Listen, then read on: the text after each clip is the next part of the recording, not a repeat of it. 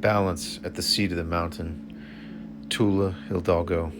That mountain, Cerro Xicuco, the hill of the owl. On top of it, a cave of the Diablo, something that was absolutely diabolical to the Spanish, but possibly more of a entrance to another world or a place of offering to the Toltec. The owl symbology spans all over the world. Inanna and Ishtar has connection to the owls, the queen of the night, she was often known as, but also in biblical text as Moloch. Moloch was often represented with child sacrifice and the burning fire.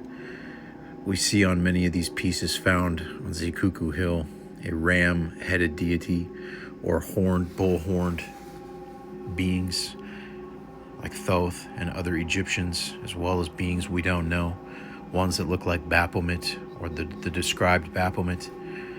We see a lot of different references with these beings. The horned crown is something very important in the Anunnaki culture, as Anu was represented with the crown of horns, symbolically. Also, figures like Zeus wore helmets of this nature. It seems as in Egypt, the significance of the bull horns runs very deep, with Thoth and Hathor and multiple other figures wearing these headdresses with the bull horns, also with the serapeum and the amount of large sarcophagi underground. No one knows how they got under there. They're 20 tons or something like that. And somehow they're perfectly cut, and squared, and moved in a very tight area underneath Saqqara.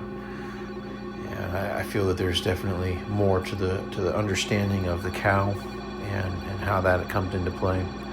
We find that the Spanish brought the ox and the cow over to Mexico, and it wasn't something that was there. So finding the cowbells and the cow depictions and all of these things, it's definitely seems like it's something tied to the Anunnaki specifically.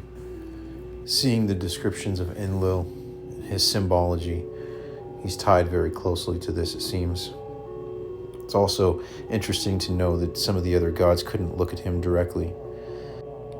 When we see Anubis choking out the gray aliens, it makes me wonder if the gray aliens might have been the Ajijis, and these animal-headed beings are the Anunnaki, which, as I showed, were the Elohim possibly, and that would make sense of the fallen angels.